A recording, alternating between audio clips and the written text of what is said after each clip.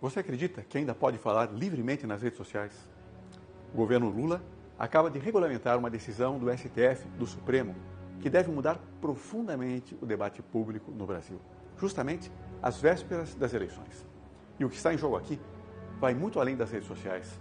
É a liberdade de expressão de milhões de brasileiros. Assista ao episódio de hoje do Opinião na Mesa. Olá, eu sou o Guilherme Cunha Pereira, presidente da Gazeta do Povo. Meus caros, o governo Lula, pegando carona e fazendo-se eco do viés autocrático, autoritário do Supremo Tribunal Federal, acaba de dar mais um passo importante, e a nosso ver inaceitável, na construção de um novo modelo de controle das redes sociais e da liberdade de expressão no Brasil. E talvez nem todos os brasileiros tenham se dado conta da gravidade disso. Na semana passada, o governo publicou decretos regulamentando aquela decisão do STF, do Supremo, que no ano passado praticamente subverteu a lógica do marco civil da internet e impôs às plataformas digitais, às redes sociais, às big techs, um modelo de responsabilidade extremamente severo. Mais severo, inclusive, do que o existente em muitas autocracias e em muitos países sem uma tradição sólida de liberdade de expressão. Em resumo, o STF, que já tinha decidido de maneira profundamente equivocada, encontra agora um par. O governo Lula corre para regulamentar aquela decisão. Mas antes de criticar especificamente esses decretos, acho que é importante a gente tentar entender qual é o principal risco concreto que isso traz para o Brasil, especialmente às vésperas de mais um processo eleitoral. E já adianto que os riscos são inumeráveis, são muitos, e em vários campos, como, por exemplo, no campo dos costumes e das convicções morais. Mas vamos deixar isso de lado, vamos ficar apenas com os riscos mais expressivos para o processo eleitoral. E sem entrar em detalhes, vocês podem ler nas nossas matérias publicadas na Gazeta, nas nossas redes sociais, nos nossos programas no YouTube. Com a decisão do Supremo, agora regulamentada por Lula, o que aconteceu? As redes sociais e outras plataformas digitais ficam obrigadas a remover, mesmo sem provocação, mesmo sem solicitação de ninguém, conteúdos de alguns tipos.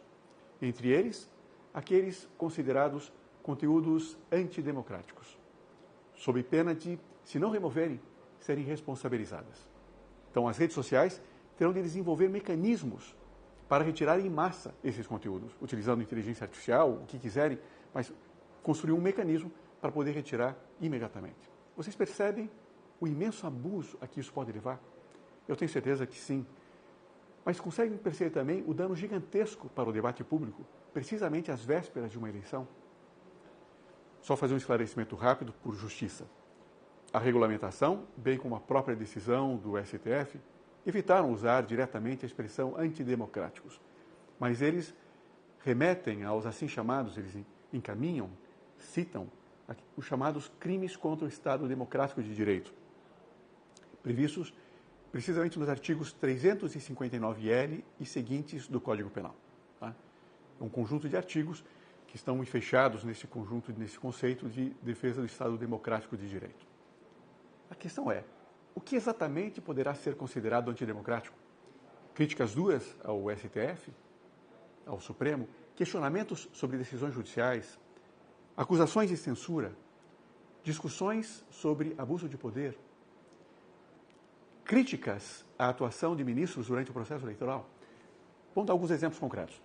Será antidemocrático alguém publicar o STF está interferindo indevidamente nas eleições? Ou então, alguém afirmar há censura no Brasil? Ou ainda, ministros do Supremo estão extrapolando seus poderes? Ou então, um conjunto de pessoas organizar uma rede, ou organizar nas redes, ou você, um indivíduo concreto, um cidadão concreto, organizar nas redes uma campanha contra decisões judiciais, ou impulsionar críticas duras a medidas do governo. E qual é a resposta? Não dá para ter certeza. É bastante provável, no entanto, que muitos conteúdos assim sejam removidos. E é um absurdo completo.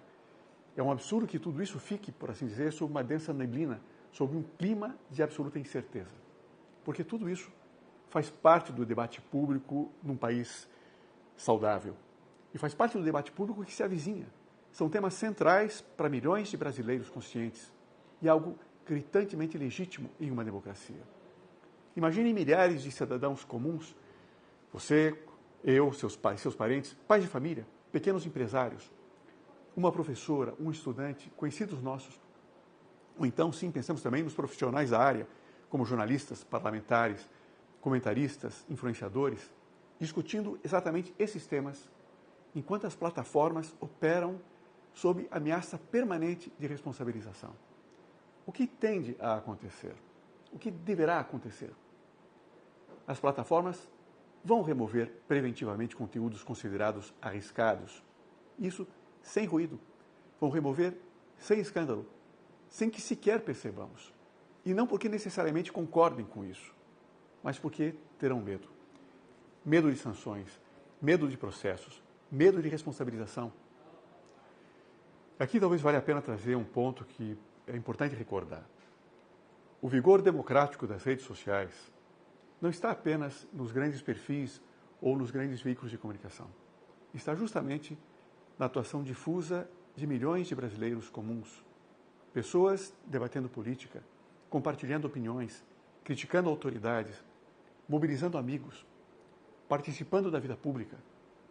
Foi isso que alterou profundamente a dinâmica democrática brasileira na última década. Foi isso que democratizou o debate público brasileiro. E é precisamente isso que este novo modelo tende a enfraquecer brutalmente. Não necessariamente por meio de uma censura clássica, por assim dizer, explícita, aquela escancarada, mas pela criação de um ambiente regulatório de medo, em que remover antes se torna mais seguro do que permitir o debate. É um cenário absurdo de censura difusa, por assim dizer, e algo em si mesmo incompatível com os valores da nossa Constituição. Mas, especificamente, vamos pensar nesses decretos do governo Lula. Como foram eles elaborados?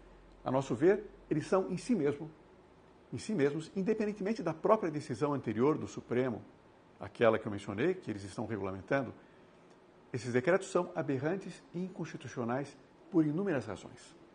Por assim dizer, razões processuais e também razões substanciais, relativas ao mérito. Primeiro, pela própria pressa. O governo Lula correu para regulamentar imediatamente uma decisão extremamente controversa do Supremo Tribunal Federal, precisamente às vésperas de um novo processo eleitoral. Isso, apesar de ainda existirem embargos de declaração, ou seja, recursos, pendentes de julgamento no Supremo Tribunal Federal. Foram recursos que foram apresentados por empresas como Google, como a Meta, precisamente questionando pontos centrais da decisão. Ou seja, nem mesmo o debate jurídico em torno dos limites e consequências concretas desse novo modelo está efetivamente encerrado. Mas o governo já age como se tudo estivesse definitivamente consolidado. O que isso revela?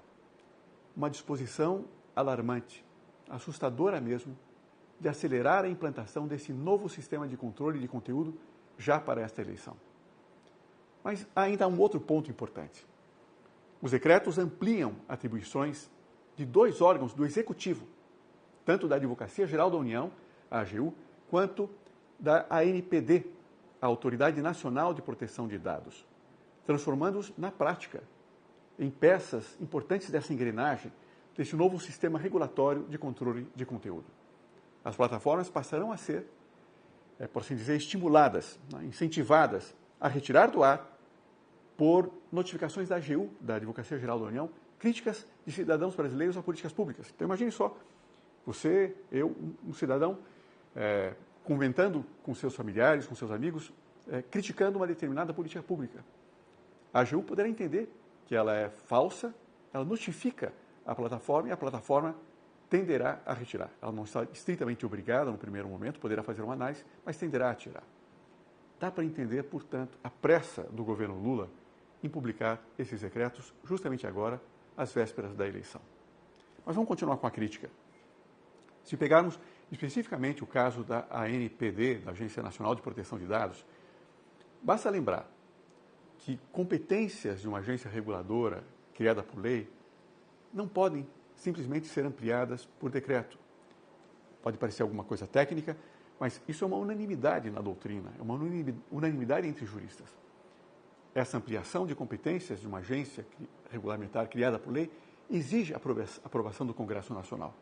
E o Congresso jamais poderia permitir que uma agência de governo, ou seja, do executivo, passasse a se transformar em controladora do discurso e da liberdade de expressão no país. Vocês reparam que é a velha institucionalização daquele velho sonho do PT, daquele sonho petista e de parte importante da esquerda brasileira, de institucionalizar o chamado controle social da mídia.